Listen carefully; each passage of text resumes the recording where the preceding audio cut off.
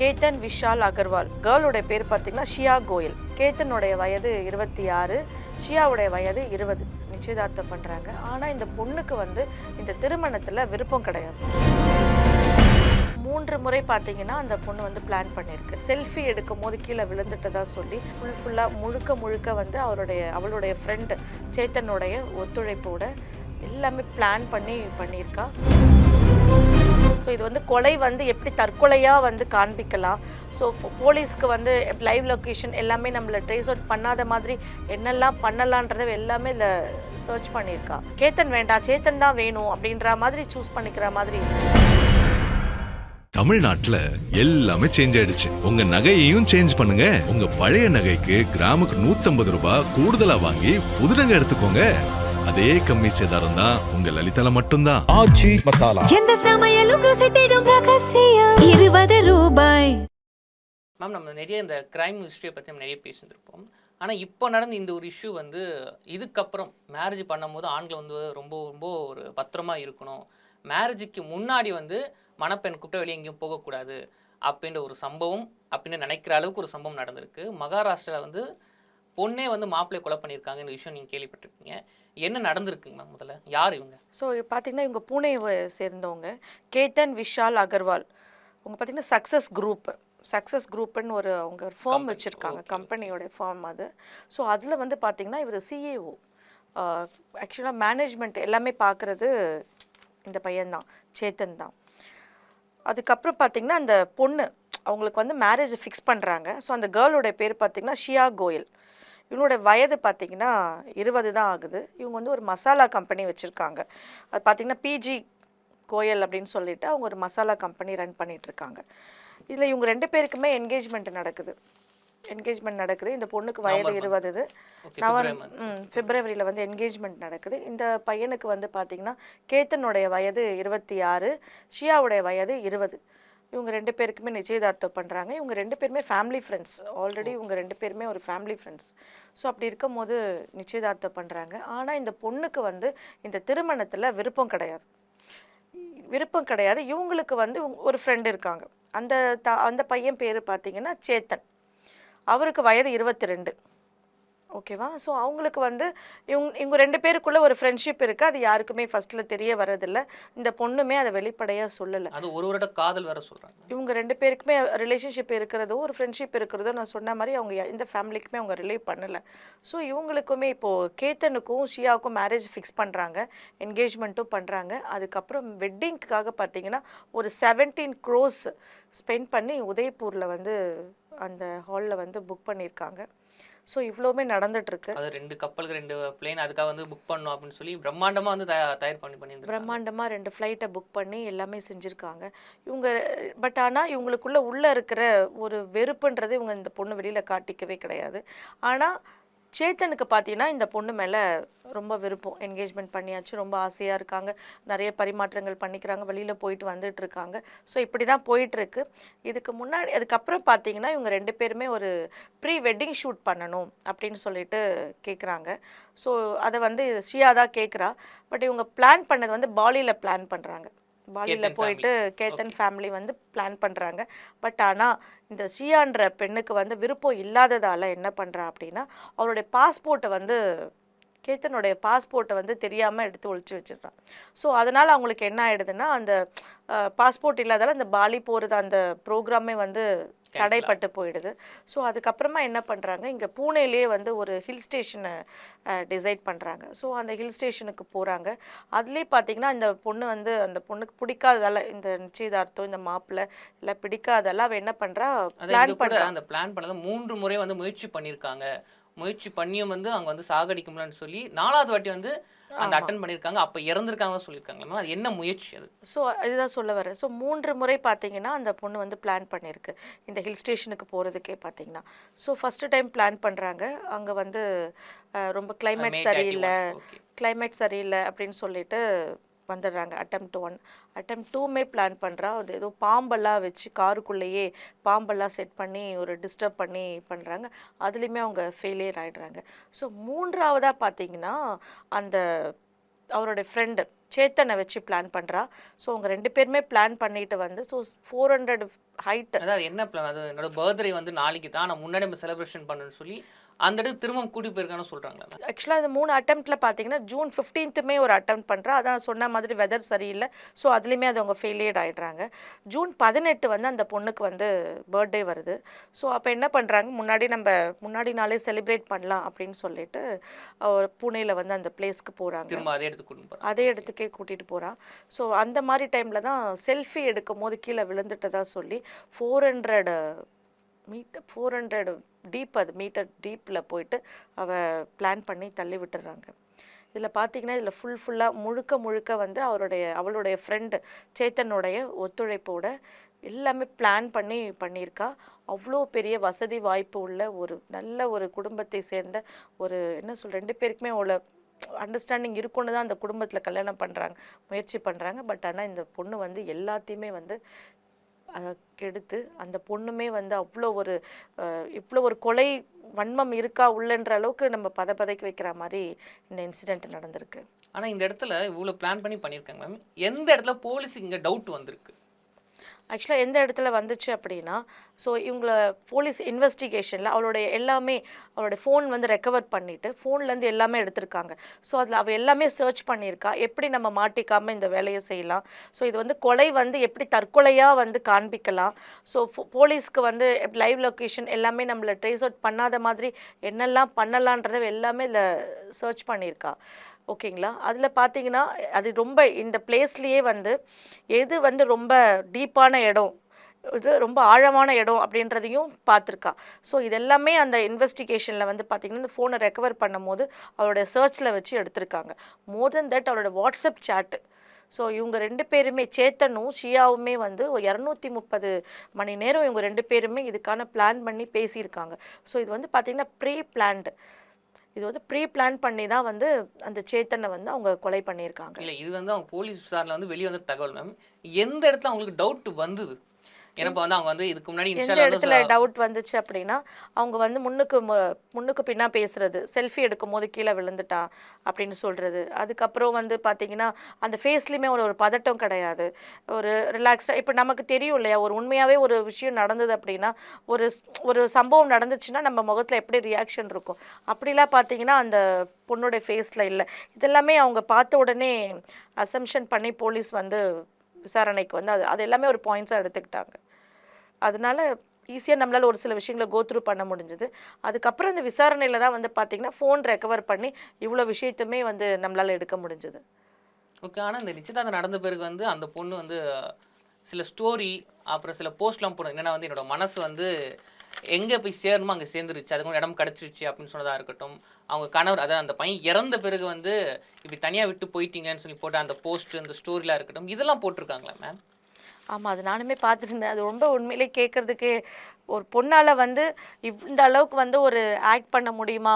ஒரு நடிச்சு ஒரு அப்பாவியுடைய உயிரை எடுக்க முடியுமான்னு பார்க்கும்போது உண்மையிலேயே ரொம்ப வருத்தமா இருக்கு.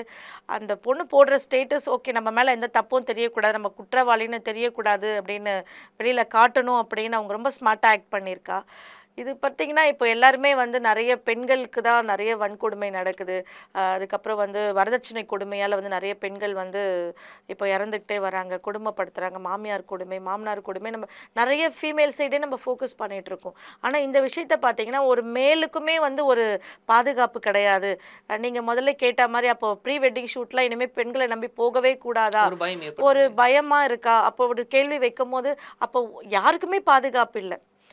யாருக்குமே அப்ப பாதுகாப்பு இல்லையா? அப்ப ஆண்களுமே வந்து அவனுமே நம்பி தான் போயிருக்காங்க. இப்போ அந்த பையனுக்குமே சேத்தனுக்குமே தெரியாது. அந்த வீடியோஸ்லலாம் நீங்க பார்த்தீங்கன்னா தெரியும். அவனோட உண்மையான அன்ப வந்து வெளிப்படுத்துறான். உண்மையான காதல வெளிப்படுத்துறான். அவளோட பர்த்டேக்கு வந்து காரெல்லாம் டெக்கரேட் பண்ணி, ஸோ அந்த ஃப்ளவர்ஸ்லாம் வச்சு அவனோட உண்மையான காதல வெளிப்படுத்துறான். அப்ப அந்த உண்மையான காதலுக்கு வந்து அ வாய்ப்பே கிடையாதா? அது உண்மையான காதலுக்கு வந்து ஒரு ரெசிப்ரோகேட்டே கிடையாதா? அப்ப இந்த மாரிலாம் நெறைய கேள்விகள் வருது. இப்போ நீங்க இந்த பொண்ணா இருக்கட்டும், இந்த ஷியா இருக்கட்டும், ஒருவேளை நான் என்ன யோசிக்கிறோம் அப்படின்னா, ஒருவேளை 20 வயது இருக்கிறதால வயது முதிர்வு இல்லையா? ஒரு ஒரு 22 23க்கு அப்புறம் கல்யாணம் பண்ணியிருந்தா இந்த பொண்ணு மெச்சூரிட்டியா யோசிச்சிருந்திருக்கலாம். 20 வயசுன்றது எல்லாருக்குமே எனக்கு இந்த பொம்மை வேண்டாம், எனக்கு இந்த குழந்தை எனக்கு இது வேண்டாம், எனக்கு இதுதான் வேணும், இந்த ட்ரெஸ் தான் வேணும்னு அடம் பிடிக்கிற மாரி ஒரு உயிரை வந்து ஈஸியா எனக்கு வந்து சேத்தன் வேண்டாம், கேத்தன் வேண்டாம் சேத்தன் தான் வேணும் அப்படின்ற மாதிரி சூஸ் பண்ணிக்கிற மாதிரி இருக்குது. இது உண்மையிலேயே சைக்காலஜிக்கலாக நம்ம யோசிக்கும் போது அந்த இடத்துல ஒரு முதிர்வு இல்லையா இந்த பெண்ணுக்குன்னு தான் நான் யோசிக்கணும் நம்ம. ஓகே, ஆனால் இந்த கேஸில் எனக்கு இன்னொரு கேள்வி வருது மேம். இந்த கேஸை பார்த்த பிறகு பெண்களுக்கு சுதந்திரம் இல்லையா அப்படின்னு நீங்கள் நாளைக்கு இந்த கேஸுக்கு முரணான ஒரு கேள்வியாக இருக்குது அப்படின்னு. இங்கே கூட அந்த பொண்ணு வந்து அங்கே வீட்டில் வந்து ஒத்துக்கிட்டாங்க இந்த மேரேஜ் நடக்கணும் அப்படின்னு. அந்த பொண்ணு கூட ஃபேமிலியோட அழுத்தம் வேறு வழி இல்லை, எனக்கு இவரை பிடிச்சிருக்கு இவரை லவ் பண்ணுறேன் அப்படின்னு சொல்ல முடியாமல் வேறு வழி இல்லாமல் இந்த கல்யாணம் ஒத்துக்கிட்டாங்க. அப்போ இவரை விடவும் முடியல, இவரை கல்யாணம் பண்ணவும் முடியல. அப்போ இதே அவங்க ஃபேமிலி வந்து அந்த பொண்ணுக்கு ஒரு சுதந்திரம் கொடுத்ததுமா நீ யாரை லவ் பண்ணுற அப்படின்னு கேட்டுருந்தா இன்னைக்கு 3 பேர் லைஃப் நல்லா இருந்திருக்குமோ அப்படின்னு ஒரு கேள்வி வருதுங்களே. இது அப்படி ஒன்று பார்க்கணும்ல. இல்லை, இது உண்மையிலே சரியான கேள்வி தான். இதுக்கு நான் பதில் சொல்கிறேன். நீங்கள் என்ன சொல்ல வரீங்கன்னா, இப்போ அந்த பொண்ணுடைய விருப்பத்தை கேட்டிருக்கணும். நான் சொன்ன மாதிரி வயது வந்து அந்த பொண்ணுக்கு மெச்சூரிட்டி கிடையாது, 20 வயசு தான். அந்த பொண்ணால் வந்து அதை சூஸ் பண்ண முடியல. சூஸ் பண்ண எதுக்கு அப்போ அவளுக்கு திருமணம் பண்ணணும், அது அவங்க பேரண்ட்ஸ் தெரிஞ்சிருக்கு. அதுதான் நான் பாயிண்ட் நம்பர் 1 என்ன பார்த்தீங்கன்னா, அந்த பொண்ணை வந்து சூஸ் பண்ண முடியல. நமக்கு இதுக்கு நம்ம லவ் பண்ண பையன்தான் வேணுமா இல்லை நமக்கு நிச்சயிக்கப்பட்ட பையன்தான் வேணுமா அப்படின்னு நம்மளால சூஸ் பண்ண முடியல. ஏன்னா நீங்கள் சொன்ன மாதிரி அந்த பொண்ணுக்கு சுதந்திரம் இல்லாமல் இருந்திருக்கலாம். அவங்க அந்த பொண்ணுக்கு வந்து இல்லை நீ இந்த பையனை தான் கல்யாணம் பண்ணிக்கணும். ஏன்னு பார்த்தீங்கன்னா கேத்தன் ஃபேமிலிலேருந்து ஃபினான்ஷியலி அவங்க ஒரு பெரிய ஆண்டர்பிரினராக இருக்காங்க. அவங்க ஒரு ஃபார்ம் வச்சு ரன் பண்ணிட்டு இருக்காங்க. அவங்க ஒரு பெரிய வசதி வாய்ந்த குடும்பத்தை சேர்ந்தவர் தான் அவங்க. மேபி இந்த பொண்ணு வீட்டில் நினச்சிருந்துருக்கலாம், ஷியா வீட்டில் இந்த லைஃப்பை விட உனக்கு அந்த லைஃப் பெட்டராக இருக்கும், ஸோ நீ இதனால் இந்த குடும்பத்தை தான் கல்யாணம் பண்ணிக்கணும் அப்படின்னு நினச்சிருக்கலாம். பாயிண்ட் நம்பர் 2, அந்த பொண்ணுக்குமே நீங்கள் சொல்கிற மாதிரி வாய்ப்புகள் கொடுக்கப்படலாம். உனக்கு வந்து இந்த கல்யாணத்தில் விருப்பம் இருக்கா இல்லையா, உனக்கு விருப்பம் இல்லைன்னா நீ முதல்லையே சொல்லிடு அப்படின்னு அவங்களுக்கு அந்த பொண்ணுக்குமே ஒரு வாய்ப்பு கொடுத்துருந்துருக்கலாம். பாயிண்ட் நம்பர் 3, இந்த பொண்ணுமே வந்து பிடிக்கல அப்படின்னா அதை பேரண்ட்ஸ் கிட்ட அழுத்தமாக சொல்லியிருந்திருக்கலாம். இல்லையா அந்த பையன் கூட சொல்லியிருந்திருக்கலாம், அழுத்தமாக பேரண்ட்ஸ் கிட்டே சொல்லியிருந்திருக்கலாம். இல்லையா கேத்தன் ஃபேமிலி கேத்தன்கிட்டே சொல்லியிருந்திருக்கலாம், எனக்கு இந்த கல்யாணத்தில் விருப்பம் இல்லை, நான் வந்து உங்களை கல்யாணம் பண்ணிக்கிட்டாலும் என்னால் லைஃப் கண்டினியூ பண்ண முடியாது, பிகாஸ் நான் வந்து ஆல்ரெடி இன்னொரு பையனை லவ் பண்ணிட்டு இருக்கேன் அப்படின்றத தெரியப்படுத்தியிருந்திருக்கலாம். தெரியப்படுத்தினா இந்த பையனுமே வந்து அவங்க ஃபேமிலியில் சொல்லி அதை வந்து கல்யாண அளவுக்கு போயிருக்காது. இவங்க உதயகிரியில் போயிட்டு உங்களுக்கு அந்த 17 கோடி கொடுத்து அதை ஃபிக்ஸ் பண்ணுற அளவுக்கு அந்த அளவுக்கு கல்யாண முயற்சிகளும் நடந்திருக்காது. அந்த பொண்ணு பயந்துருக்கும்னு நினைக்கிறோம். ஒருவேளை இவர்கிட்ட வந்து சொன்னோம் நாங்கள் வீட்டில் சொல்லிடுவாங்களோ, இல்லை இவர் எப்படிப்பட்டவங்க தெரியலையே, இவர் ஒத்துப்பாரு, அது ஒரு பிரச்சனை பண்ணுவாங்களோ, ஒரு பயம் வந்திருக்குமோ. இல்லை, கண்டிப்பாக பயம் வந்திருந்தாலுமே அதை எல்லாமே வெளிப்படையாக சொல்லணுங்க. அந்த சுதந்திரத்தை நம்மளும் கொடுக்கணும். ஒரு பேரண்ட்ஸுமே அந்த ஒரு கல்யாணம் பண்ணுறோம் அப்படின்னா இதெல்லாம் கேட்கவே, ஆனால் சில விஷயங்களில் வந்து எனக்கு விருப்பம் இல்லை தான். 20 வயசில் அப்போ 19 வயசுலேயே அவள் வந்து இன்னொரு காதலில் இருக்காங்க. அதுக்கப்புறம் இவங்களுமே கல்யாணம் ஃபிக்ஸ் பண்ணுறாங்க, இன்னொரு லைஃபுக்கு அவள் ரெடி பண்ணிகிட்டு இருக்காங்க. ஸோ ஆனால் அந்த பொண்ணுடைய மனசில் என்ன இருக்குன்றதை வந்து யாருமே கேட்கணும். நம்ம ஒரு பேரண்ட்டுமே உனக்கு இந்த கல்யாணத்தில் விருப்பம் இருக்கா இல்லையான்றதை கேட்கணும். அதாங்க கேள்வியும் அதாங்க. இப்போது ஸ்கூலில் ஒரு பையனை சேர்க்குற அப்படின்னா அந்த பையனுக்காக தான் அந்த படிப்பு அந்த பையனுக்காக. அப்போ அந்த பையனுக்காக அந்த படிப்பு சேரும்போது 1008 நம்ம யோசிக்கணும். அப்படி இருக்கும்போது ஒரு பொண்ணுக்கு திருமணம் ஆகுது அப்படின்னா இங்கே நிறைய பேரண்ட்ஸு அவங்க என்ன யோசிக்கிறாங்கன்னா பொண்ணு நல்லா இருக்கணும், ஓகே போகிற இடத்துல நல்லா இருக்கணும், வசதியாக இருக்கணும் அப்படிதான் யோசிக்காங்க. தவிர பொண்ணுக்கு என்ன விருப்பம் இருக்கா அப்போ இங்கே நிறைய பேரண்ட்ஸ் கேட்குறதே இல்லை. அதனால இங்கே நிறைய பேர் டைவர்ஸ் கேஸ்லாம் போய் முடியுது, இல்லை ஒரு வெட்டுக்குத்து போய் முடியுது. ஏன் நிறைய பேரண்ட்ஸ் இந்த ஒரு தப்பை பண்ணுறாங்க? இப்போ இந்த கேஸில் என்ன கேட்டோம்னா முதல் குற்றவாளி அந்த பொண்ணோட பேரண்ட்ஸா அப்படின்னு ஒரு கேள்வி வருதுல்ல. இல்லை, இதில் நான் சொன்ன மாதிரி உங்களுக்கு 3 பாயிண்ட்ஸ் நான் சொன்ன மாதிரி பேரண்ட்ஸுமே வந்து அவங்களுக்கு அந்த கேப் கொடுக்கணும், அவங்களுக்கான வாய்ப்புகளும் கொடுக்கணும். கொஞ்சம் டைம் எடுத்துக்கோ, அட்லீஸ்ட் அவங்க லவ்ல வந்து அந்த பொண்ணு இருந்தாலுமே அதை மறக்கிறதுக்காக கொஞ்சம் கேப் கொடுக்கணும். செகண்ட் திங் பார்த்தீங்கன்னா அந்த பொண்ணுக்குமே வந்து விருப்பம் இருக்கான்றதையும் நம்ம கேட்கணும். நீங்கள் சொன்ன மாதிரி ஒரு காலேஜில் சேர்க்கறதுக்கு இது உனக்கான படிப்பு, எவ்வளோ குழந்தைங்கள் இன்ஜினியரிங் பிடிக்கும், ஆனால் வந்து வேறு சப்ஜெக்ட் படிச்சுட்டு இருப்பாங்க, லாவில் சேர்ந்துருப்பாங்க, மெடிசன்ஸ் எடுத்திருப்பாங்க, ஆனால் அவங்களால சாட்டிஸ்ஃபைடாக படிக்கவே முடியாது, கண்டிப்பாக படிக்கவே முடியாது. எனக்கு தெரிஞ்ச ஒரு குழந்தை பார்த்தீங்கன்னா அவங்களுக்கு வந்து ஆக்சுவலாக அவளுக்கு சைக்காலஜி கோர்ஸ் தான் பிடிக்கும். ஸோ ஆனால் அந்த பொண்ணு வந்து லாவில் சேர்றா. லா காலேஜ் படிச்சுட்டு இருக்கும்போது செகண்ட் இயரில் டிஸ்கண்டினியூ பண்ணிவிட்டு அகெயின் 2 இயர்ஸ் எனக்கு வேஸ்ட் ஆனாலும் பரவாயில்ல, நான் சைக்காலஜி தான் படிப்பேன்னு சொல்லிட்டு போயிடுறா. ஸோ ஏன்னா அவளால் ஃபோக்கஸ் பண்ண முடியல. ஸோ எல்லா விஷயத்துலையுமே அப்படி தான். நம்ம வந்து திருமண வாழ்க்கை வந்து எனக்கு இதில் விருப்பம் இல்லை, நான் வந்து இன்னொரு பையனோட நான் காதலில் இருக்கும் போது என்னால் இதில் ஈடுபட முடியாதுன்னு சொல்லும் போது ஒன்று மறக்கிறதுக்கு டைம் கொடுக்கணும், இன்னொன்று அதை ஏற்றுக்கிறதுக்குமே நம்ம டைம் கொடுக்கணும். ஒரு பேரண்ட்ஸாக கொடுக்கணும். எனக்கு இல்லை நீ வசதியாக வாய்ப்புகளோடு இருப்பாங்கன்னு நினைப்பேன். ஒரு பேரண்ட்ஸாக அது கரெக்டான முடிவு தான். பட் ஆனால் அந்த குழந்தைக்கு அது விருப்பம் இல்லை. ஒரு விருப்பம் இல்லாத ஒரு விஷயத்தை திணிக்கும் போது அவருடைய மூளை பார்த்தீங்கன்னா இந்த மாதிரி ஒரு கொடுமையான சில விஷயங்களை செய்யறதுக்காக தள்ளப்படுது. ஆனால் இது அந்த மாதிரி அவங்களுமே இருக்கக்கூடாது. ஓகே, இது நமக்கு வேண்டாம் அப்படின்றத ஒரு அழுத்தமாக எல்லார்கிட்டேயும் சொல்லியிருந்திருக்கலாம். அப்படி சொல்லியிருந்தாலோ இல்லை இந்த பேரண்ட்ஸ் வந்து அதை ஓப்பனாக கேட்டிருந்தாலுமே இந்த நீங்கள் சொன்ன 3 உயிருமே இன்னைக்கு போயிருக்காது. இன்னைக்கு 3 பேருமே பிரச்சனையில் இருந்திருக்காங்க. இவங்க 2 பேராவது என்னைக்கா இருந்தாலும் நம்ம இருப்பாங்க. அவங்க பேரண்ட்ஸ்க்கு ஒரு மகளாகவும் அவன் ஒரு மகனாகவும் சேத்தன் இருந்திருப்பான். ஆனால் இன்னைக்கு கேத்தன் வந்து இல்லாமையே போயிட்டான். ஸோ இழப்புகள் வந்து பெருசாக இருக்கும் போது ஒரு சில விஷயங்களை வெளிப்படையாக பேசும் போது இழப்புகள் குறையும். மேம் நிறைவான கேள்வி, ஒரு பொதுவான கேள்வி கூட, பெண்கள் திருமணம் வரும்போது எங்கே ஸ்ட்ரகிள் ஆகுறாங்க மேம்? எங்கே ஸ்ட்ரகிள் ஆகிறாங்கன்னா, இந்த கேஸ் நம்ம எடுத்துக்கலாம் உதாரணத்துக்கு, அதை நான் கேட்குறேன். எங்கே ஸ்ட்ரகிள் ஆகிறாங்கன்னா, எனக்கு பிடிச்ச லைஃப் கிடைக்கணும். பிடிச்ச லைஃப் கிடைக்கலன்னா பேரண்ட்ஸ் வந்து சில பேர் வந்து அவங்க பிடிச்ச லைஃப்பை அவங்களே சூஸ் பண்ணுவாங்க. எனக்கு நான் இந்த லைஃப்பை சூஸ் பண்ணிட்டேன், எனக்கு ஒரு 26 27 வயசாகுது, எனக்கு வந்து பிடிச்ச வாழ்க்கையை நான் சூஸ் பண்ணிட்டேன், ஆஃபீஸில் இருக்காங்க, காலேஜில் இருக்காங்க, நாங்கள் முடிச்சு கல்யாணம் பண்ணிக்குவோம். ஏன்னா இவங்க காதலிக்கும் போதே அவங்களோட லைஃப் எல்லாம் ஃபோக்கஸ் பண்ணி அந்த வயது 26ன்னும் போது சில பேர் எல்லாமே கரெக்டாக ஷெட்யூல் போட்டு ஒரு ஃபோக்கஸோடு போயிடுவாங்க. எனக்கு இல்லை அப்படின்னு போகும்போது அந்த வாழ்க்கையை நீங்கள் தடை பண்ணும் போது அவங்களுக்கு அந்த இடத்துல ஸ்ட்ரக் ஆகிடுறாங்க. எனக்கு பிடிச்ச லைஃப்பை சூஸ் பண்ண முடியல அப்படின்னும் போது பேரண்ட்ஸ் மேலே ஒரு கோவம் வருது. அந்த இன்னொரு லைஃப்பை சூஸ் பண்ணும் போது இவங்க எதிர்பார்த்த விஷயம்லாம் அந்த இடத்துல இல்லாத போது அங்கே அவங்களுக்கு சண்டை வருது. இது வந்து லவ் மேரேஜில். அரேஞ்ச் மேரேஜில் பார்த்திங்கன்னா, நான் லவ்வே பண்ணலை, எனக்கு அரேஞ்ச் மேரேஜ் ஃபிக்ஸ் பண்ணுறீங்க ஆனால் அவங்களுக்குள்ள நிறைய கோட்பாடுகள் இருக்கும்.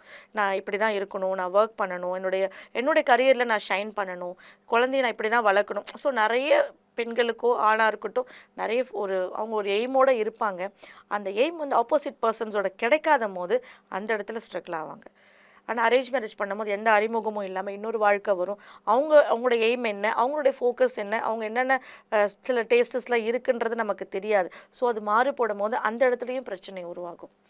இது எல்லாம் மீறி அந்த இல்லாத ஒரு சில அவங்களோட வெறுப்புகளை அக்செப்ட் பண்ணுற டைம் இருக்குது பார்த்தீங்களா, அக்செப்ட் பண்ணி அந்த லைஃப்பை கொண்டு போயிட்டா அரேஞ்ச் மேரேஜாக இருக்கட்டும் சக்ஸஸ் ஆகிடும். எந்த மேரேஜாக இருந்தாலுமே அந்த டைமில் என்னால் அந்த விஷயங்களை அடாப்ட் பண்ண முடியல அப்படின்னும் போது அந்த இடத்துல கண்டிப்பாக பிரச்சனை வந்துடும். நன்றிங்க மேம், தொடர்ந்து பேசுவோம். தமிழ்நாட்டுல எல்லாமே சேஞ்ச் ஆயிடுச்சு. உங்க நகையையும் சேஞ்ச் பண்ணுங்க. உங்க பழைய நகைக்கு கிராமுக்கு 150 ரூபாய் கூடுதலா வாங்கி புது நகை எடுத்துக்கோங்க. அதே கம்மி சேதாரம் தான் உங்க லலிதால மட்டும்தான். எந்த சமையலும் ருசி தேடும் ரகசியம் 20 ரூபாய்.